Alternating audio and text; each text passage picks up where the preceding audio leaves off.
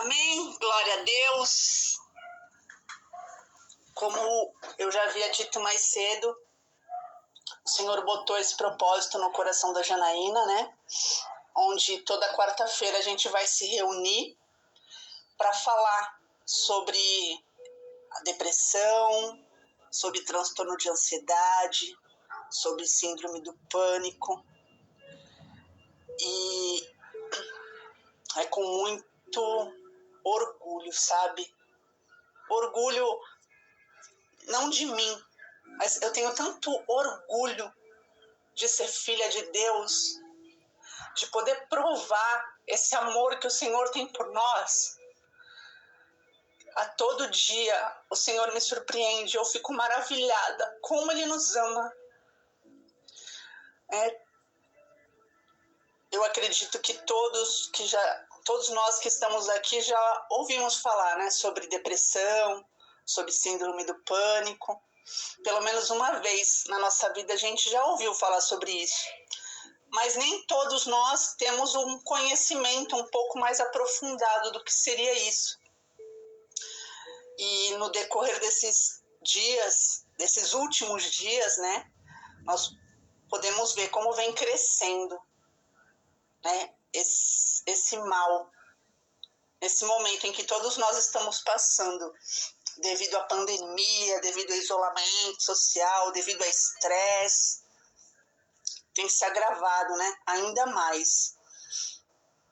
E todos esses transtornos que são emocionais, eles são conhecidos como síndromes, sendo que a depressão, a ansiedade e a síndrome do pânico, eles são os três mais recorrentes. Isso não quer dizer que eles sejam os únicos, né? Tem muitos outros.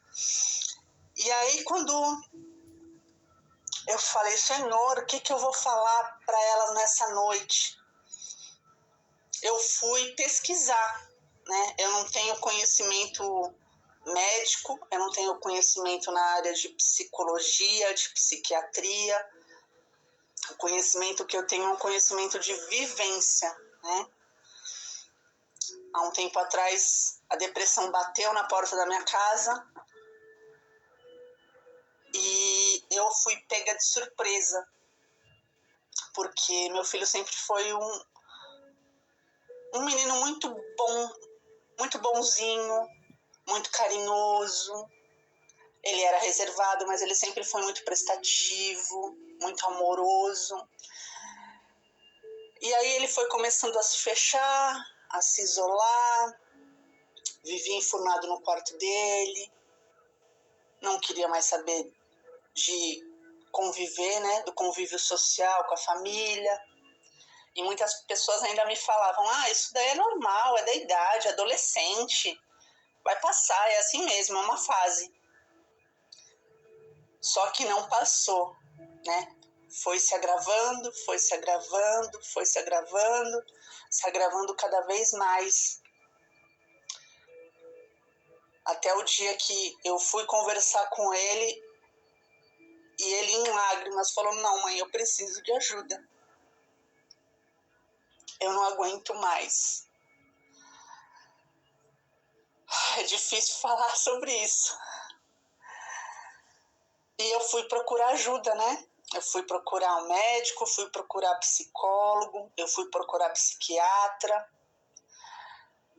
E eu fui procurar a Deus, a Jesus. Eu já tinha me convertido, eu já era convertida. Porém, eu não era firmada no Senhor.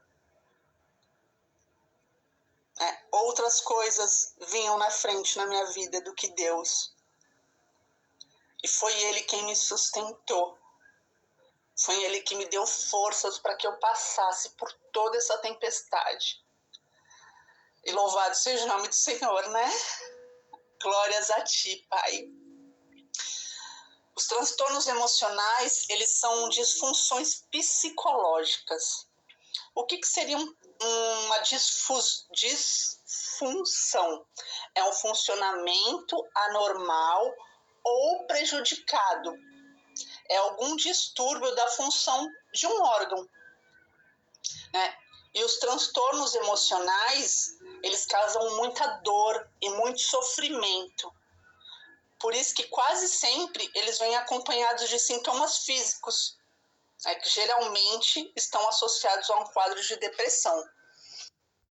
Como eu falei, eu não tenho conhecimento, né, na área da medicina, na área de psiquiatria, de psicologia, mas eu fui buscar um pouquinho, né, a visão da medicina, da psiquiatria, da psicologia, para que a gente possa vir entender um pouco mais sobre esse assunto. Então, a depressão, o transtorno de ansiedade e o pânico, é tudo a mesma coisa? A resposta é não. Todos eles são distúrbios, porém, eles apresentam características diferentes. Né? Como eu disse, transtornos emocionais são disfunções psicológicas, né? É o distúrbio da função de um órgão. E qual que é o órgão que é comprometido quando a gente tem esse transtorno emocional? É o nosso cérebro. O cérebro, ele é o principal órgão do nosso corpo, né? O cérebro, ele é o centro do sistema nervoso. E qual que é a função do cérebro? Ele é responsável pela capacidade de pensamento, de movimento voluntário, linguagem, de julgamento, de percepção. Ele é responsável pelo nosso equilíbrio, pela nossa postura.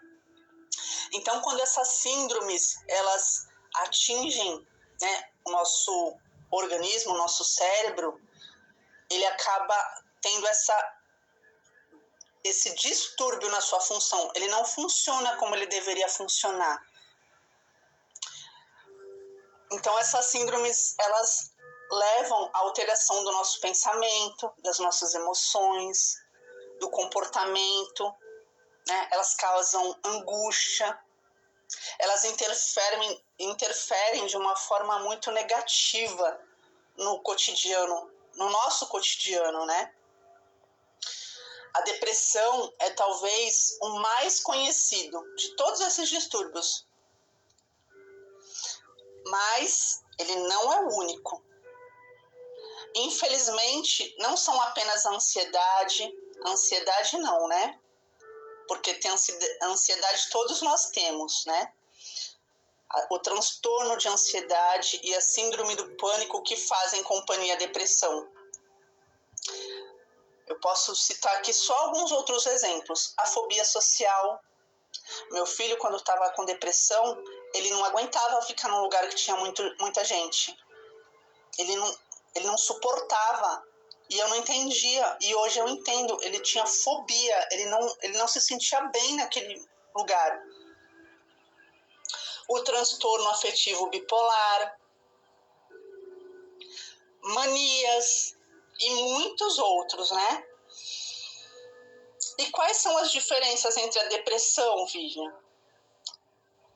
Entre a síndrome do pânico e o transtorno de ansiedade? Como eu falei, eu fui buscar.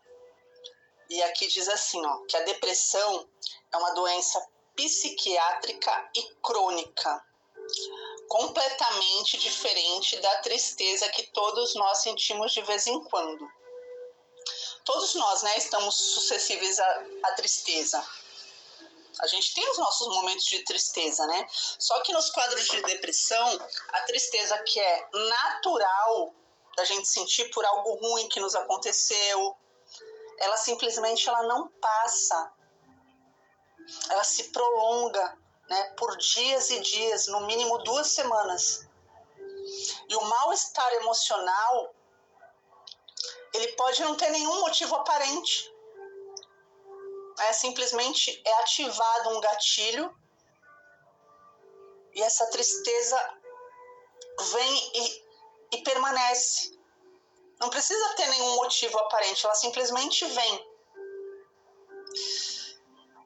A depressão é uma doença do organismo como um todo. Então ela compromete o nosso humor, ela compromete o nosso pensamento, ela compromete a autoimagem, e ela também compromete a forma que a gente vê e sente a realidade. Então esse é um resumo bem resumido que eu fui buscar só para que a gente tenha um pouco mais de noção do que é a depressão. Ansiedade. Ansiedade, como eu falei, todos nós temos, né? Mas o transtorno de ansiedade, segundo a Organização Mundial da Saúde, 9,3% dos brasileiros sofrem de algum transtorno de ansiedade. E isso nos coloca em primeiro lugar no ranking de ansiosos. E não é exagero. Nós somos o país com a maior taxa de pessoas com transtornos de ansiedade do mundo. Então, como eu falei, é normal a gente ter ansiedade, né? A ansiedade é um estado de espírito, que é natural. A expectativa em relação a alguma coisa importante. Vou dar um exemplo, eu vou fazer uma prova. Eu fico ansiosa, né? Para mim saber, nossa, será que eu vou bem? Será que eu não vou bem? Um possível emprego. Você entrega teu currículo, te chamam para você fazer entrevista, você fica ansiosa, né? Nossa, será que vai correr tudo bem na minha entrevista? Será que eles vão me chamar? Será que eu vou ser efetivada? Você é chamado para fazer uma dinâmica, né, nessa tua entrevista. Não adianta, a gente fica ansiosa. É normal, né? Quando alguém especial vem nos visitar, né? Quando a gente está muito tempo longe da nossa família e a gente sabe que a gente vai ver a nossa família num determinado dia, a gente fica ansioso. É normal do ser humano.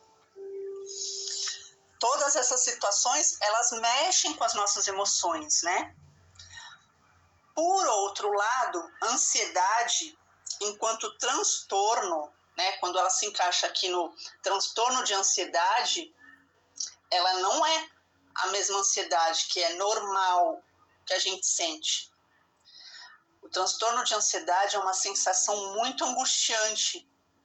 Ela traz uma inquietação, né? Você fica inquieto, é uma preocupação exagerada.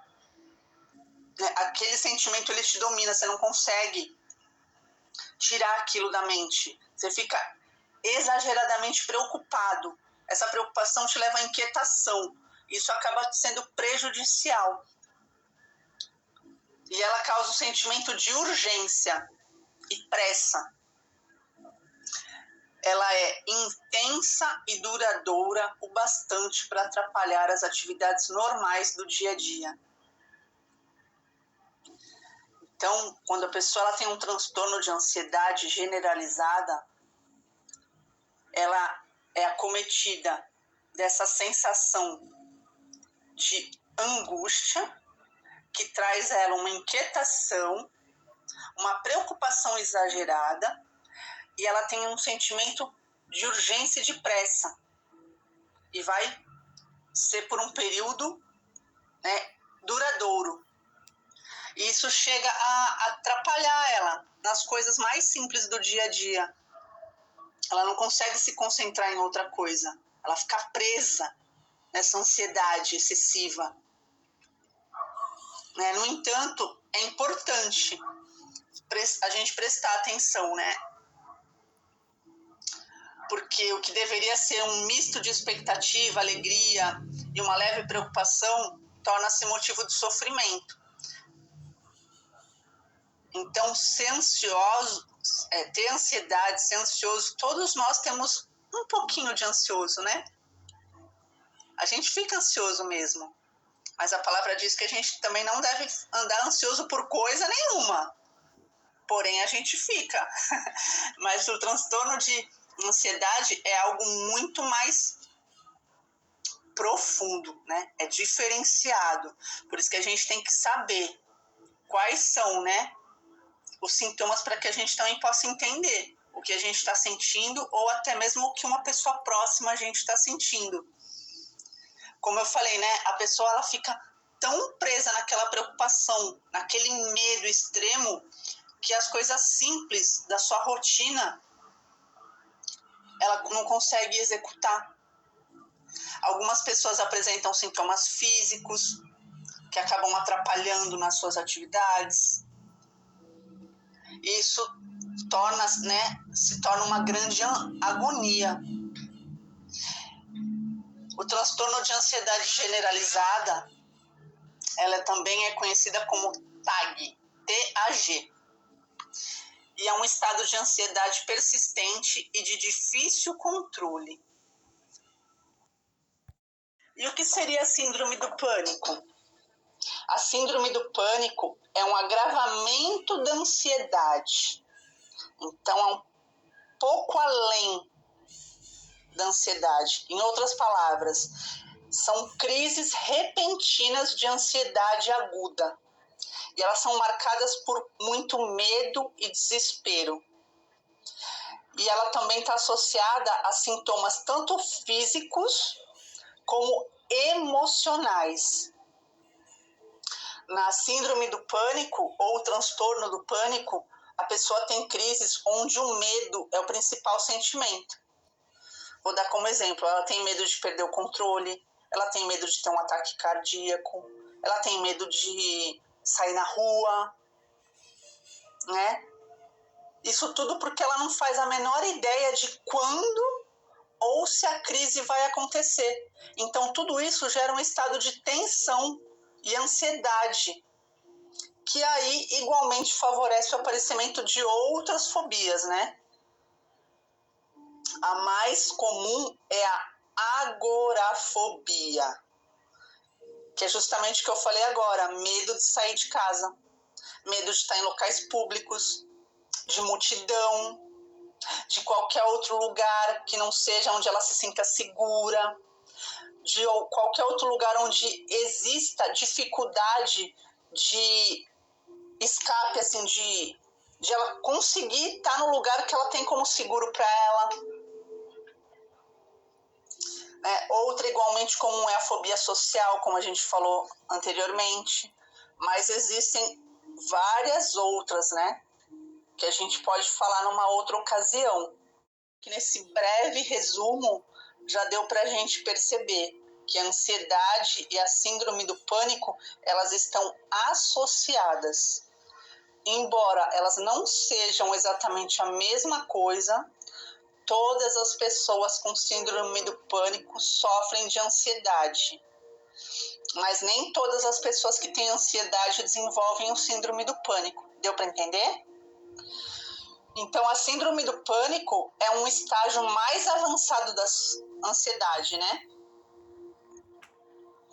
Ela acontece quando um medo súbito e incontrolável toma conta da pessoa, fazendo com que ela desenvolva, né, esses sintomas físicos. Quais seriam os sintomas físicos? Ela sente falta de ar, ela tem taquicardia, o coração dela acelera do nada, ela acaba tendo desorientação mental. Então você vê que afeta não somente o psicológico, ele chega a ter sintomas físicos e sintomas graves. Ela realmente acredita que ela está tendo um ataque do coração. Ela acredita que naquele momento ela não vai conseguir respirar e aí começa a se desesperar porque quer respirar, mas não consegue. E aí vem a desorientação, né, e outras sensações de agonia e de pavor. Então, portanto, a diferença principal entre a ansiedade e a síndrome do pânico é a intensidade dos sintomas e o fato da crise de pânico ser muito difícil de prever e controlar. Então, quando a pessoa ela tem síndrome do pânico e ela vai ter uma crise de pânico, ela não consegue prever. Olha, daqui a 10 minutos eu vou ter uma crise e eu já vou estar preparada para controlar. Não. Ela não consegue prever. E ela também não tem como controlar. A síndrome do pânico e a depressão se manifestam juntas. Elas se retroalimentam. E nesse caso, o tratamento ele costuma ser mais difícil. Vivian, a gente já deu mais ou menos para entender o que seriam, né, essas 3 síndromes. Mas você chegou a ver qual que é a causa? é muito difícil a gente falar quais são as causas, né? Porque é uma complexa combinação de vários fatores. Fatores biológicos, genéticos, ambientais, tem muita coisa, né? Pode ser hormonal. Então é muito difícil a gente saber qual foi o gatilho que fez com que você tivesse com a síndrome. Não tem como a gente definir uma causa concreta. É por isso que é muito importante que a gente venha procurar uma ajuda médica, né? Fazer um acompanhamento psicológico, fazer terapia, ter hábito de vida mais saudável. Nossos hábitos de vida saudáveis também contribuem, sabia? Para a remissão dos sintomas. E é muito importante, né, a gente procurar ajuda. A gente não sofrer calada, a gente não ter vergonha, não é vergonha não. Todos nós estamos sujeitos, né? Todos nós estamos sujeitos a ter crise de pânico, a ter crise de ansiedade, a ter uma depressão. Né? Nós, seres humanos, nós somos corpo, alma e espírito. E é essencial que a gente cuide de todas essas áreas. A gente tem que cuidar da nossa saúde física, a gente tem que cuidar da nossa saúde mental, a gente tem que cuidar da nossa saúde espiritual.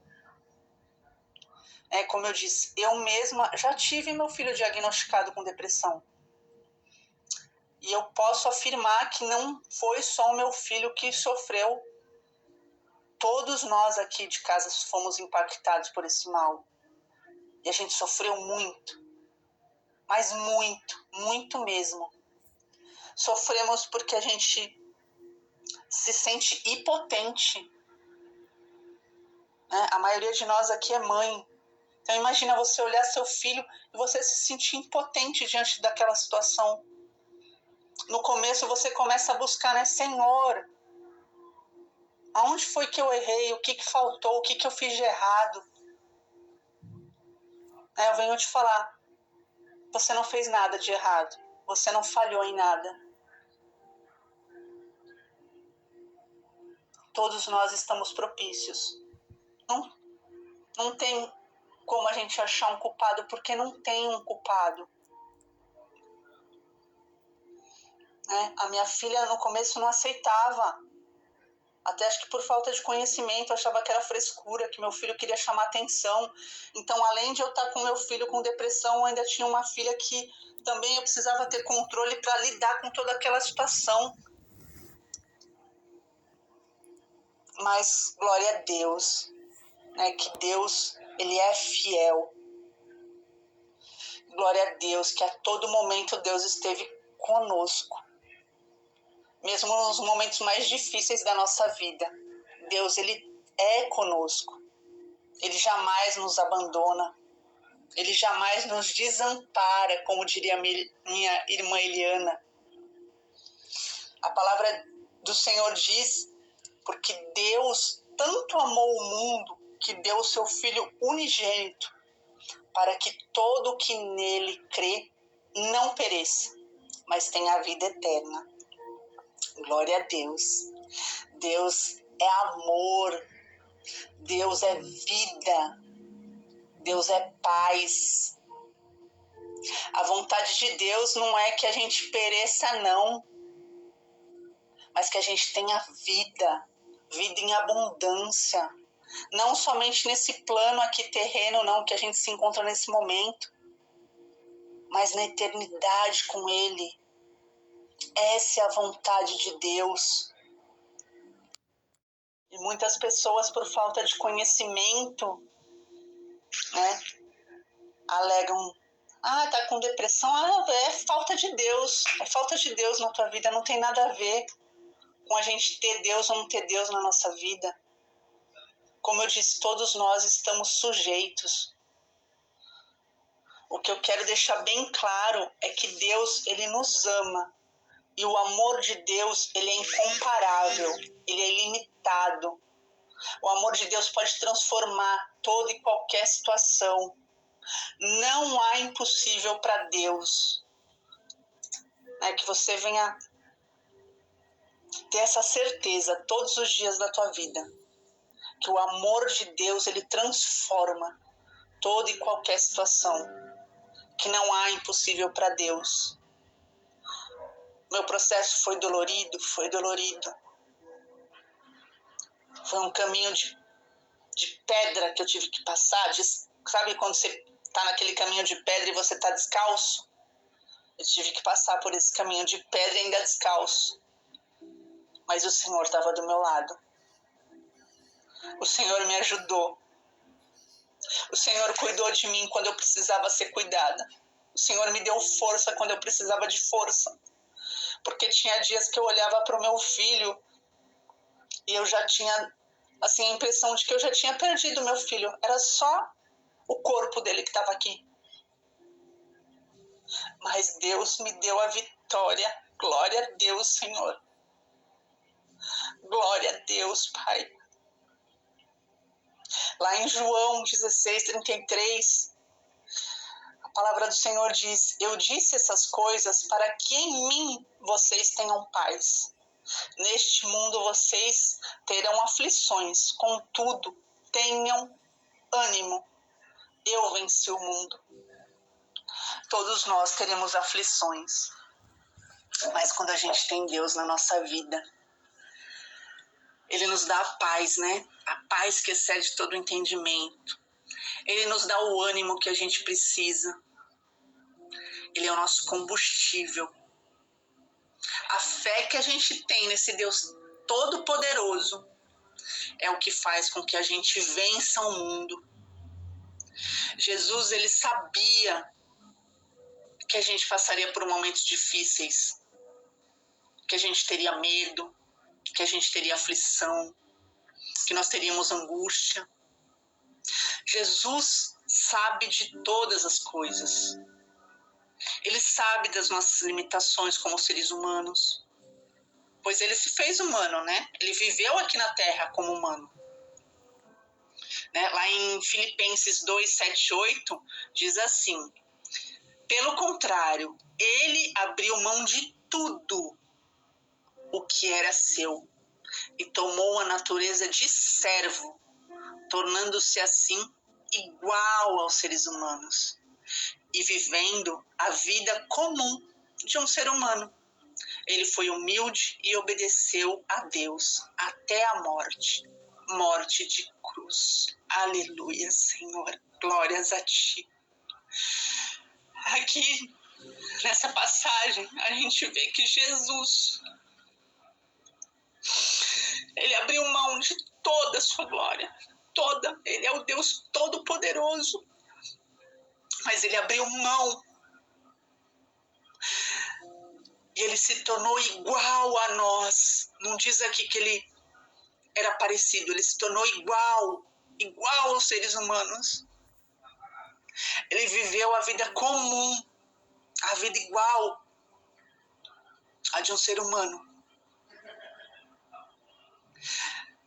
E ele foi humilde e obedeceu a Deus, né? Até a sua morte. A sua morte de cruz, porém depois ele ressuscitou. E porque ele vive esse Deus tão maravilhoso, que deixou toda a glória dele, abriu mão de tudo,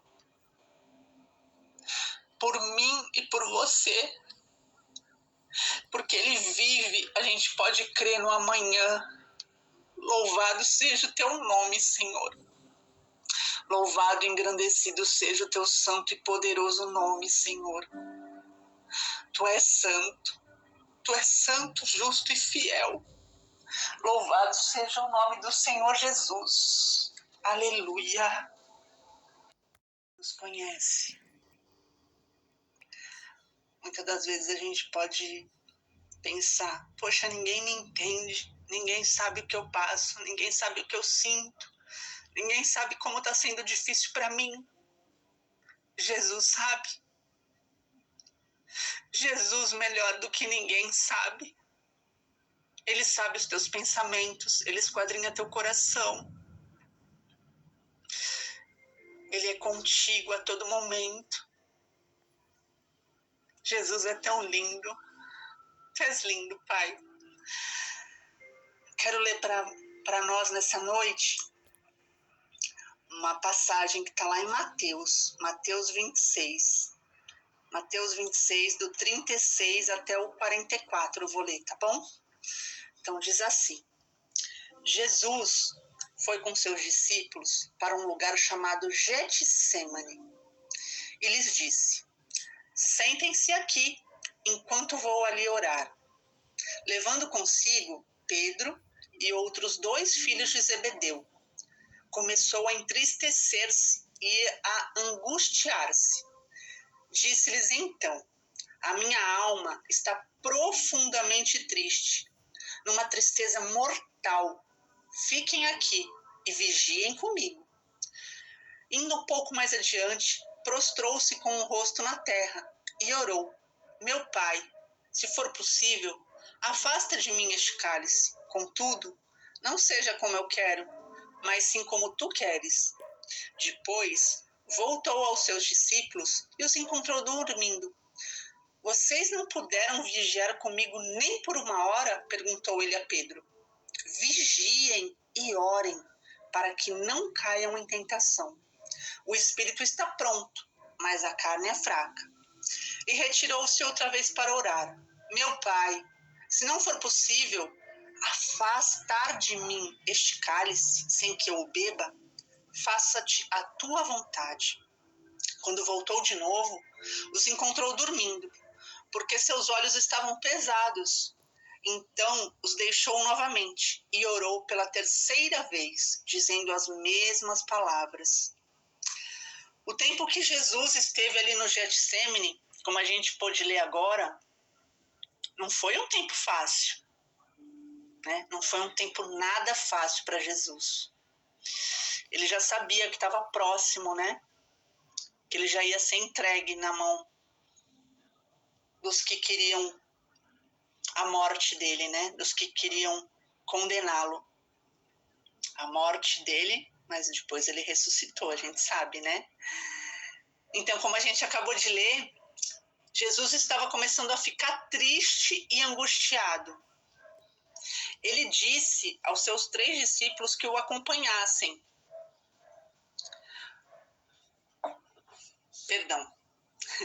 Ele disse aos seus 3 discípulos que o acompanhavam que a sua alma estava profundamente triste, numa tristeza mortal. Tamanho sofrimento, angústia, ansiedade,